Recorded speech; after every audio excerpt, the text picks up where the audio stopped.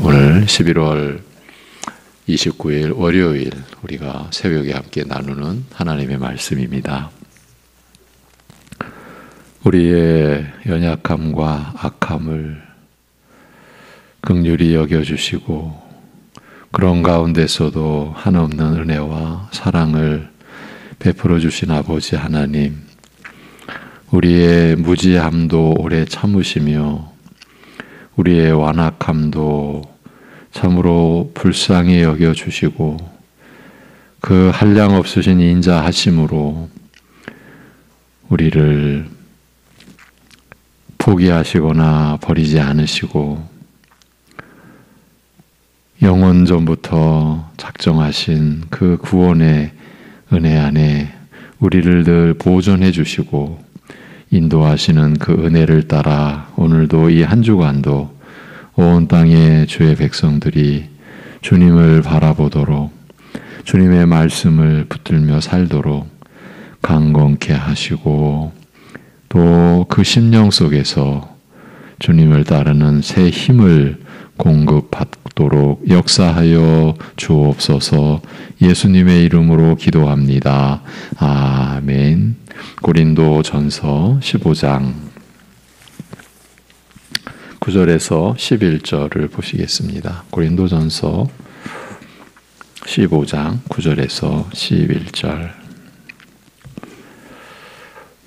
신약성경 281면쯤에 고린도전서 15장 9절에서 11절입니다.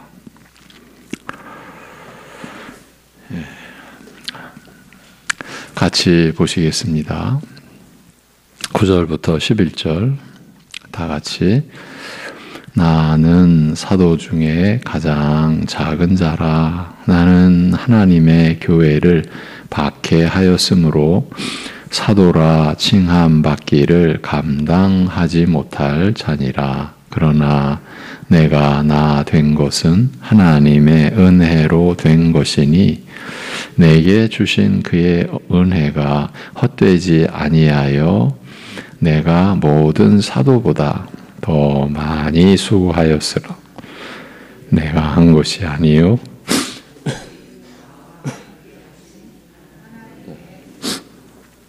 그러므로 전파함에 너희도 이같이 믿었느니라. 아멘. 지난 시간 나눈 내용을 복기하며 이어가겠습니다. 예수도 믿고 할례도 받지 않은 시기에 속임수를 경계해야 한다고 했습니다. 그렇지만 바울 당시 유대인들에게는 이 주장이 얼마나 참 획기적이고 또 큰 호응을 받았겠습니까? 자신들이 아브라함의 자손이라고 믿으면서 조상 대대로 할례를 받아왔지 않습니까? 그런데 예수님이 등장하면서 저들의 전통적 신앙은 최대의 위기에 봉착하게 되었습니다. 그런데 절묘한 타협안이 제시된 것입니다. 그 타협안은 다름 아닌 예수도 믿고 할례도 받는 시기였습니다. 그렇게 해서 자신들의 전통도 고수하고 새 시대의 신앙도 받아들일 수 있게 되었습니다. 이 얼마나 놀라운 타개책입니까? 그야말로 저들에게는 새 복음이라 할 수 있는 이 주장은 특히 이방인의 사도라 불리는 바울이 가는 곳곳마다 함께 전해지며 바울의 복음 전도의 사역을 쇠박놓게 되었습니다. 대표적인 지역이 갈라디아였고 갈라디아의 교회들이 이 거짓 교리의 직격탄을 맞았습니다. 그리하여 사도 바울이 갈라디아서를 기록하게 되었고 이 서신을 통해서 그야말로 피를 뿜듯 외치는 소리로 저들의 대적 행위에 맞서게 되었는데 그 첫 마디는 저들의 주장은 새 복음이 아니라 다른 복음이라는 것이었습니다. 그리고 우리가 함께 나눴던 5장에서 바울은 이렇게 외칩니다. 내가 할례를 받는 각 사람에게 다시 증언하노니 그는 율법 전체를 행할 의무를 가진 자라. 율법 안에서 의롭다함을 얻으려 하는 너희는 그리스도에게서 끊어지고 은혜에서 떨어진 자로다라고 역설했던 것입니다.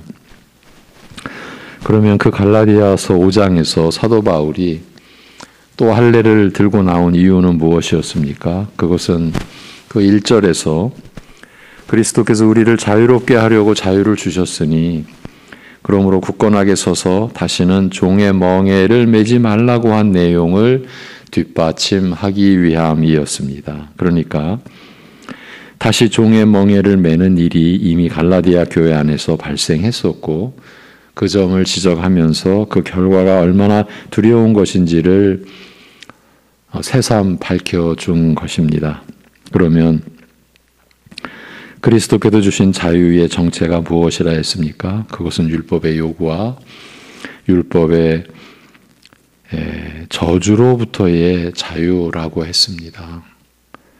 율법은 하나님 나라 백성들의 삶의 규범으로 주어졌으니 지켜야 하는 것은 마땅한 당연한 것이었고 이를 율법의 요구라고 하는 것이죠. 그런데 이 율법의 요구에 응한 자는 한 사람도 없었으니 응할 자가 없었죠. 응할 자는 한 사람도 없었으니 그 불순종에 따른 심판을 피할 길이 없었고 이를 율법의 저주라고 하는 것 아닙니까? 그리하여 모든 사람은 죄와 사망과 사탄의 권세 아래에서 종의 멍에를 진 자로 살게 된 것입니다. 우리 역시 종의 멍에를 진 자였지요. 그런데 우리 주 예수 그리스도께서 이 모든 율법의 요구를 이루셨고 또한 율법의 저주인 사망으로부터 우리를 구원해 내시기 위하여 십자가에 못 박히셨던 것입니다. 못 박혀 죽으셔야 했지요.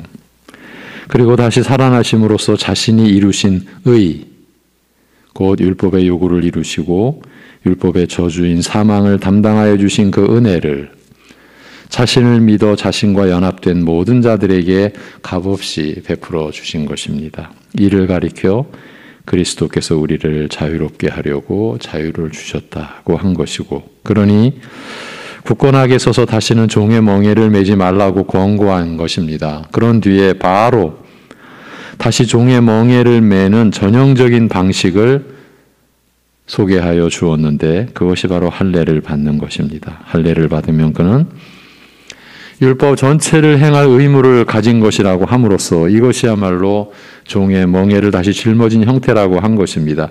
그의 모든 삶은 율법 전체를 행할 의무를 지키는 생활이 되는 것입니다. 여러분, 우리가 지금 이런 삶을 산다고 생각해 보십시오. 사실 얼마나 끔찍한 일입니까? 그런데 진정으로 끔찍한 것은 그렇게 얽매여 있는 그 자체보다 바울 사도가 지적한 것이니 곧 율법 안에서 의롭다함을 얻으려 하는 너희는 그리스도에게서 끊어지고 은혜에서 떨어진 자라고 규정한 내용입니다. 할례를 받음으로써 율법 전체를 행할 의무를 가진 자가 되었고, 그러니 율법 안에서 의롭다함을 얻으려 하는 결과를 피할 수 없게 되었지 않습니까? 그 결과가 어떻다고요? 그리스도에게서 끊어지고 은혜에서 떨어진 자가 된 것입니다. 이것이야말로 저주를 받은 꼴이 된 것이지요. 그러니 예수도 믿고 할례도 받자는 식의 신앙 형태가 얼마나 두려운 겁니까? 얼마나 끔찍한 겁니까? 그래서 저 역시 바울 사도의 가르침을 받아서 저와 여러분을 경계시키려는 것입니다. 그래서 지난주에는 먼저 로마서 5장을 함께 나누면서 하나님과 우리의 관계가 영원히 화평한 관계로 성립이 되는 데에 있어서 우리가 할 일이나 우리가 소유해야 할 것이 있는지를 확인해 드렸습니다. 오직 죄인이요 원수였던 우리가 하나님과 화평을 누리는 영원한 관계를 맺을 수 있는 것은 오직 우리 주 예수 그리스도를 믿음으로 말미암아 이루어지는 것이지 우리가 가진 것이나 우리가 행한 것으로는 영원히 불가능하다는 점을 다시 살펴보았습니다. 그러니 하나님과의 화평한 관계를 맺는 일에서 예수도 믿고 할례도 받지 않은 식은 관계를 맺기는커녕 영원한 심판 아래로 떨어지게 된다라고 했습니다. 그리고 고린도전서 15장을 이어서 오늘 본문이죠. 제시해 드렸는데 그 내용인즉 바울 사도가 나의 나됨과 다른 사도들보다 더 고난받으며 수고한 것 이 모두 하나님의 은혜로 되어진 일이라고 한 점을 확인해 드리기 위해서였습니다. 그러면서 그가 얼마나 많이 기도했겠냐고, 여러 차례 감옥에 갇혔을 때에 그가 주님께 자신을 맡기며 핍박을 받고 있을 교회들을 위해 얼마나 간절히 간구했겠냐고 했습니다. 그런데 바울은 그것도 그 모든 수고와 주님의 그 복음 때문에 고난받고 그것을 헤쳐나가기 위하여 그가 그렇게 주님께 매달리고 간구하고 그 모든 고난을 겪은 그 자체를 다 하나님의 은혜라고 고백하지 않았습니까? 무엇을 뜻합니까? 자신의 그 모든 수고, 또 자신의 기도와 모든 간구까지도 자신의 공로가 될 수 없다라는 뜻입니다. 왜 굳이 이 점을 먼저 꺼내 들었을까요? 우리에게 있어서는 자신의 기도가 너무 쉽사리 자신의 공로로 변심게 되기 때문입니다. 내가 기도했으니까 들어주셨지. 여러분, 죄송합니다. 우리는 이 점에서 이제 혼동하면 안 됩니다. 내가 기도하는 자체도 하나님의 은혜입니다. 그렇게 우리의 기도를 우리는 너무 쉽게 자신의 어떤 그 남다른 공로로 이렇게 변심케 하는 거죠. 그래서 이런 말 자체가 듣기 싫으실지도 모릅니다. 그렇다고 제가 피해갈 수가 없습니다. 우리 모두를 위해서입니다. 우리에게 공로가 있어서는 안 되기 때문입니다. 바울은 나의 나됨과 나의 모든 수고는 내가 한 것이 아니요 오직 나와 함께 하신 하나님의 은혜라고 못을 박습니다. 그 어떤 다른 생각이나 의견이 끼어들 틈이 없게 말입니다. 내가 한 것이 아니라는 겁니다.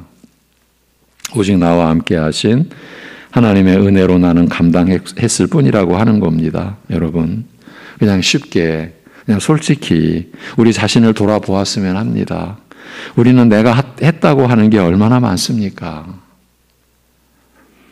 그리고 그런 생각이 아무 거리낌 없이 너무 간단하게 자신의 마음에 자리 잡지 않습니까?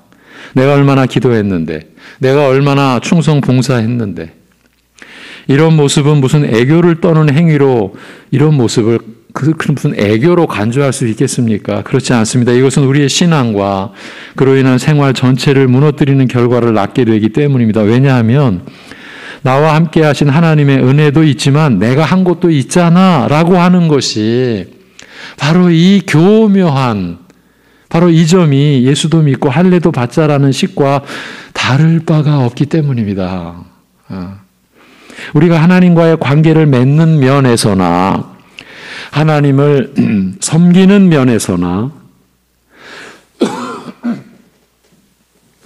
우리의 것이 있거나 우리가 한 일이 있다라고 하면 그게 바로 예수도 믿고 할례도 받지 않은, 즉 율법 안에서 의롭다함을 얻으려는 것이요, 그렇게 되면 율법 전체를 행할 의무를 다시 짊어지는 것이 되고 맙니다. 이 점을 절대로 간과해서는 안 됩니다. 우리가 예수님을 믿고 의지하게 된 이 하나님의 은혜 옆에 무언가를 같이 놓아서는 안 됩니다.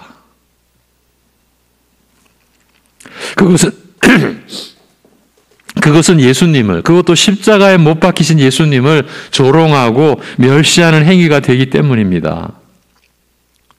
그 은혜에 견줄 게 뭐가 있겠습니까? 그 은혜와 나란히 내놓을 게 뭐가 있겠습니까? 근데 나는 있는 거예요. 그거는, 예수님, 그렇게 십자가의 고난과 못 박혀 죽임을 당하시기까지 했는데, 어쩌죠? 좀 부족하지 않습니까? 그래서 제가 좀 보탤게요. 여러분, 제가 어린아이식으로 이렇게 무슨 동화식으로 이렇게 풀어드리는 게 사실은 우리의 실체 아닙니까? 여러분, 주님을 더 사랑하시게 되면서 더 섬기려 하고 더 충성하려고 하시게 되지 않습니까? 말씀을 더 바르게 따르려 하고 순종하려고 하시지 않습니까? 또 그렇게 되어야지요. 그런데 그럴수록 우리는 내가 한 것이 아니요, 오직 나와 함께 하신 하나님의 은혜라고 고백하며 감사할 따름인 것입니다. 이 고린도전서 15장 이 내용은 제가 여러분과 나눈 그 횟수가 저도 기억을 못할 정도로 많은 구절인데, 제가 그 구절을 나눌 때마다, 그리고 지금 오늘 이 구절이 우리에게 얼마나 결정적인지, 우리의 신앙을 점검하도록 하는 면에 있어서, 우리의 신앙을 점검하는 면에 있어서 얼마나 절대적 기준이 되는 그런 본문인지 볼수록 새로워지는 거예요. 예. 여러분이 주님을 더 가까이 하고 그래도 주의 말씀을 더 붙잡게 되면서 여러분 안에는 주님의 성품을 닮아가는 그야말로 근본적인 변화가 끊이지 않고 일어나게 될 때에, 여러분이 주님을 닮아가게 될 때, 즉 의로움 안에서 거룩함을 여러분들이 이제 이루어 갈 때에, 예수님께서 여러분의 거룩함이 되신 그 은혜 안에서 하나님이 그렇게 여러분을 작정해 놓으신 그 섭리 안에서 날마다 여러분이 거룩함을 이루어 갈 때, 거룩해져 가실 때에 우리는 그 나의 나됨을 놓고서 내가 한 것이 아니라고, 내가 나 된 것은 하나님의 은혜로 된 것이라고 고백하며 찬송과 감사를 올려드릴 뿐인 것이죠. 그렇지 않습니까? 그렇게 되어야 하지 않습니까? 그 하나님의 은혜 옆에, 예수님의 십자가에 못 박히심 옆에 무언가를 옆에다가 같은 선상에 놓을 수 있는 것이냐, 이렇게 우리가 내놓을 게 있을 수 있겠습니까? 또 있어서는 안 되지 않겠습니까? 그런데 우리 안에서는 하나님과의 관계를 맺는 점에서나 하나님을 섬기는 점에서 끊이지 않고 자신의 것과 자신이 할 일을 찾는 면이 발견된다 하는 점입니다. 이제 횟수도 정확히 기억이 안 날 정도로 저에게서도 오래전, 30몇 년 전, 그 시점에서 제가 돌이켜보면, 그때를 돌이켜보면 그 집단에서는 너무 명확했죠. 예수도 믿고 귀신도 쫓자고 외쳐댔습니다. 얼마나 열심히였는지 서울시의 시내버스를 타서도 외쳐댔고, 병원 병실을 찾아다니면서 귀신 쫓으면 병 낫는다고 외쳐댔습니다. 그게 바로 예수도 믿고 할례도 받자는 현 시대의 전형적인 다른 복음인 것입니다. 그 안에 있을 때 이런 사실을 알 리가 있었겠습니까? 그런데 전적인 하나님의 은혜로 그곳을 탈출한 뒤에도 한참 동안은 그 어두운 실체를 제대로 알 수 없었습니다. 하나님의 은혜로 점차 깨닫게 되었고, 오늘날에 와서야 다른 복음이라는 명확한 인식을 이제 가질 수 있게 된 거죠. 제가 이 시점에서 더 두려운 것은 그렇게 드러난 사이비 이단 집단이 아니고요. 여러분, 사이비 이단 집단이 오늘 우리가 나눈 말씀을 기준으로 보면은 명확히 드러납니다. 그들에게 가면 분명히 할례가 있습니다. 저 어느 집단에서는 공개 자백을 해야 됩니다. 예수도 믿고 공개 자백을 해야 됩니다. 그래야 온전히 죄사함이 이루어진다고.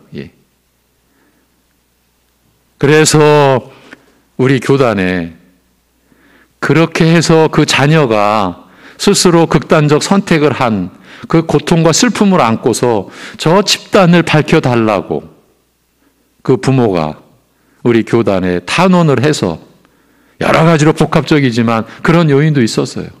공개적으로 자신의 모든 것을 밝혀야 죄사함이라고 하니까 그 어린 청년이 공개적으로 다 해놓고 그 두려움과 수치심에서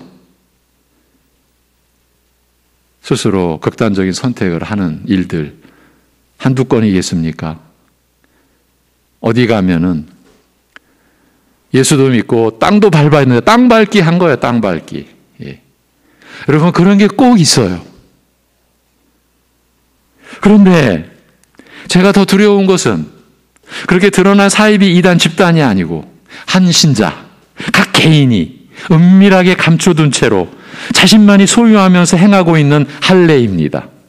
예수도 믿고 할례도 받자라고 하면서 자기만의 방식을 꼭 붙들고 있는 경우가 심히 염려스러운 것입니다. 물론 본인은 자기만의 그 방식이 초대교회의 할례와 같은 것이라고 여기지 않습니다. 여기지 않을 것입니다. 사실은 그래서 이 문제가 어려운 것입니다. 병을 지니고 있는 분이 자신의 병을 인정치 않을 때 치료받는 것이 불가능해지는 경우와 같습니다. 이런 경우 자신은 특별하게 하나님으로부터 무언가를 받았다라고 여깁니다.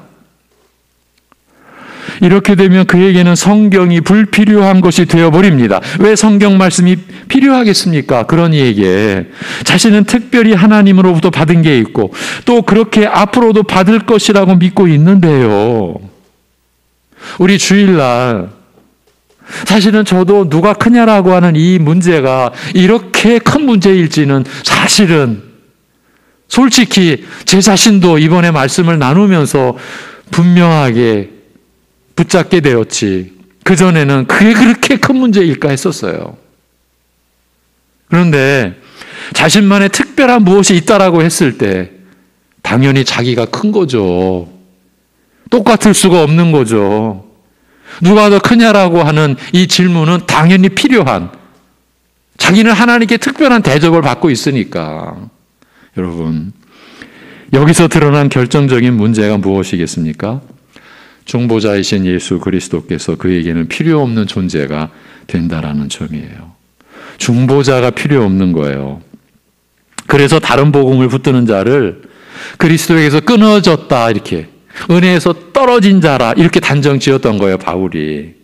여러분, 나로 말미암지 않고는, 내가 곧 길이요 진리요 생명이니 나로 말미암지 않고는 아버지께로 올 자가 없다라는 이 요한복음 14장 6절의 이 말씀은 우리의 생애 전체를 관통하고 이 현세만이 아니라 이후에 우리의 영원한 삶에 있어서 변할 수 없는 진리입니다.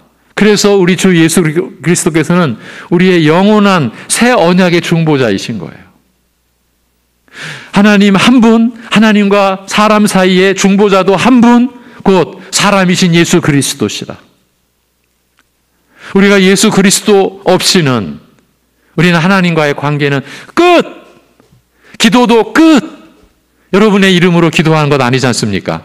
예수님의 이름으로 기도하지 않습니까? 그것이 중보자이신 예수 그리스도로 말미암아 우리가 드려지는 이 기도가 하나님께 상달된다라는 성경의 가르침, 우리의 신앙 고백인 거예요. 우리의 예배, 그리스도의 이름으로, 우리의 찬송, 우리의 믿음으로의 삶 전체, 하나님 앞에 드려지는 그 모든 것, 그리스도 없이는. 그런데 이 체험신앙, 이 신비주의 신앙의 결정적 폐해, 중보자를 제쳐놓는 거예요. 하나님과 자신이 직접, 이게 바로 저주인 거예요. 사랑하는 성도 여러분, 여기서 실족하면 어찌 되겠습니까? 이렇게 중대한, 여러분을 겁박하는 거 아닙니다. 제가 여러분 앞에서 이렇게 바울의 흉내를 내는 걸까요? 발꿈치에도 못 미치는 거죠, 저는. 그러면서도 이렇게 제가 외치듯이 말씀을 드리는 것은 너무 간절한 심령을 이렇게 토하는 겁니다. 예. 참으로 간단한 문제가 아닙니다. 체험만큼 강력한 게 없다고 여기는 것이 보통이기 때문입니다. 철저하게 속는 것인데도 일단 자신의 경험이 있지 않습니까? 그러니까 말씀도 아무 소용이 없게 되는 겁니다. 자신의 체험이 기준이 되어버렸으니 그 진리의 기준이 자기 자신이 된 것입니다. 이 사실을 제대로 깨닫고 인정하는 것이 어렵습니다. 아니, 거의 불가능합니다. 그야말로 하나님의 은혜가 임하지 않으면 절대로 돌이키지 않습니다. 아니, 못합니다. 그래서 500여 년 전 이 땅에 종교개혁의 깃발이 꽂힐 수 있게 하셨던 하나님의 섭리 안에서 교회를 갱신하는 믿음의 조상들은 제1성으로 오직 성경을 외쳐야 했던 것입니다. 성경으로 돌아가야 했던 것입니다. 그래야 하나님을 향하여 나아갈 수 있었고 그래야 영원히 살 길을 얻을 수 있었기 때문입니다. 그럼 오늘날은 어떻습니까? 또다시 오직 성경을 외쳐야 할 시대로 되돌아가고 말았습니다. 성경의 말씀의 바른 신앙의 가르침보다 사람이 많이 모이게 하면 그게 이제 우선이 됩니다. 그리고 사람이 많이 모여서 더 봉사도 잘하고 더 헌금도 잘하면 성경 말씀보다 그 원리가 당연히 채택이 되는 거예요. 그러니까 기준이 구약에서 그렇게 말했던 지게석이, 기초석이 옮겨지는 거예요. 우리의 어떠한 그 의도에 의해서 이 진리의 이 중심이 막 옮겨지는 거예요. 그런데 너무 안타깝지만 우리에겐 두려움이 없어요. 예. 저같이 미련하고 연약한 사람이 여러분도 이해하기 어려울 정도로 그 젊은 시절에 그 어둡고 그 정말 한국교회 2단 중에 2단이라고 할 수 있는 그런 곳에서 그것도 그냥 변두리를 어스렁거린 게 아니라 그 교주의 안방에까지 들락거리면서 그 실체를 경험했던 저로서는 경험을 한 거죠. 그 지게석이 옮겨진, 기준이 옮겨져 버린, 그러면서 다른 복음인데도 그것이 진짜 복음인 것처럼 예수도 믿고 할례도 받자고 그렇게 외쳐대는데도 그게 전혀 무슨 문제냐 이렇게 사람들이 열광하는데, 목회자들도 저 능력 배우겠다고 저렇게 구름대같이 몰려오는데 뭐가 문제냐, 말씀을 다 제쳐놓고. 예.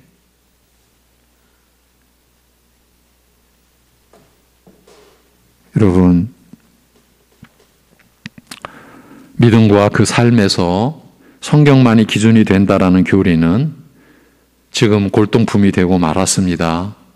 그러니 한 신자 개인이 자신의 남다른 신앙 체험과 어떤 남다른 것을 붙잡고 그것을 기준 삼는다고 해도 누가 뭐라 하겠습니까? 오히려 신령하다라고 할지도 모르겠습니다. 아니, 우리의 현실은 그렇게 된 것 같습니다. 그렇지만 그렇게 되면 예수도 믿고 할례도 받지 않은 이 다른 복음의 굴레를 피해갈 수 없게 됩니다. 그는 자기만의 그 무엇을 성경보다 그리고 예수님보다 더 신뢰하고 의지하게 되었으니까요.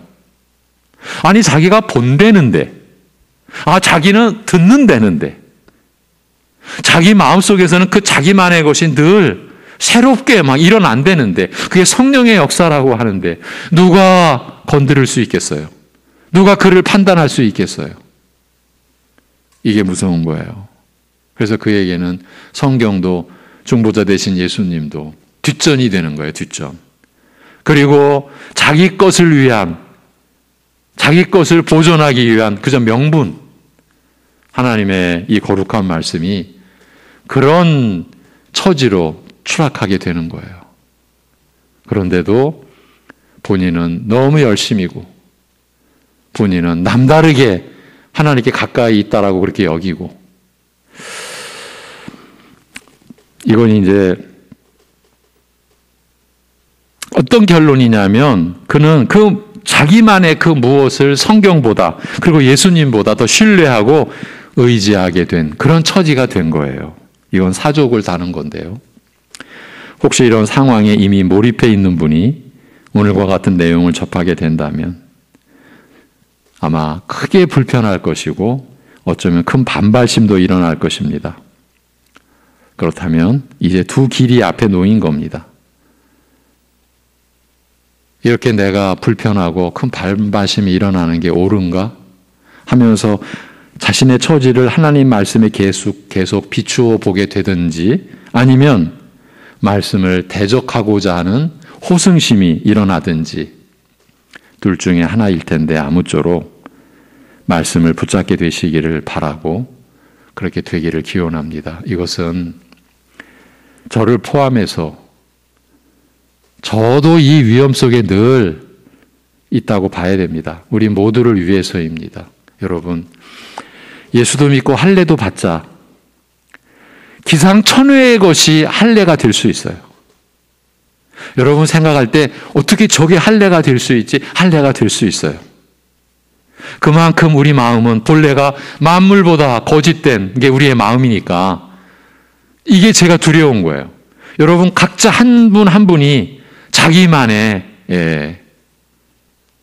뭔가 있을 때, 그리고 그것을 붙잡고 그걸 신뢰할 때, 그게 바로 예수도 믿고 난 할례도 받고 있어. 바로 그거예요. 그럼 결과가 뭐라고요? 예수에게서 끊어진 상태인 거예요. 은혜에서 추락한 상태인 거예요. 이것을 이러한 말씀을 통해서 우리가 받아야 되고요. 정리해 가야 됩니다. 기도하겠습니다. 하나님 아버지, 나의 나됨도 내가 다른 사도보다 더 고난과 수고를 당했어도 내가 한 것이 아니라고, 오직 나와 함께 하신 하나님의 은혜로 되어진 것이고 그 하나님의 은혜로 내가 감당했을 뿐이라고 하는 이 바울 사도의 고백을 기록된 성경으로 우리에게 전해주신 우리 하나님의 뜻이 우리 안에서 그대로 받아들여지도록 은혜를 베풀어 주옵소서. 하나님 아버지, 내가 나의 주인 되어 내가 나의 세계 속에 그저 빠져서 그 속에서 나만의 신앙생활을 한다라고 하는 것이 얼마나 무서운 결과를 낳는지, 그것이 나뿐만이 아니라 어떻게든 자신과 연관된 누군가에게 돌이킬 수 없는 그 고통과 상처까지 안길 수 있다라고 하는 이 죄의 이 참 그 무서운 영향력을 우리가 깨우치고, 그리하여 우리가 예수님을 믿고 의지하게 된 이 하나님의 은혜가 이 세상의 모든 가치 있는 것을 다 합쳐도 견줄 수가 없는, 오직 진리요 영원한 하나님의 은혜라고 하는 것을 우리가 고백하고 오직 감사함으로 살아가는 우리들 되게 하여 주옵소서. 주님을 우리가 사랑하게 되도록 우리를 이끌어 주셨사오니 우리의 일생이, 그리고 우리의 하루하루가 주님을 사랑함으로, 그래서 주님의 말씀을 우리가 붙잡음으로, 그래서 서로를 세우라고 하신 그 말씀에 우리가 그저 엎드려 그저 순종하며 가는 것이 언제나 기쁨이고 감사요. 그래서 우리 자신을 내놓는 게 아니라 우리를 우리 되게 하신 예수님만을 어떻게든 우리가 나타내고자 우리가 삶으로써 이 세상에, 이 사망의 어두움이 지배하는 세상에 우리가 빛으로 나아가게 될 때 그것이 하나님의 뜻이며 하나님의 영광을 받으심이며 우리로 하여금 하나님이 기뻐하시는 것을 우리가 기억할 수 있도록 인도하여 주옵소서. 아버지, 나만의 할례를 가지고 있다면 주님 앞에 엎드려 내어놓고 오직 주 예수 그리스도의 이름만을 붙들므로, 그것으로 온전함으로, 그것으로 충만함으로, 그것으로 충분함으로 하나님께 찬양과 영광을 돌리는 삶을 이루게 하여 주옵소서. 날이 갈수록 주를 의지할 뿐입니다. 병상인 우리 가족들, 주님을 의지하는, 주님만을 신뢰하는 믿음의 법에서 이번 주간도 오늘도 승리하게 하여 주옵소서. 주 예수 그리스도의 이름으로 기도하옵나이다. 아멘.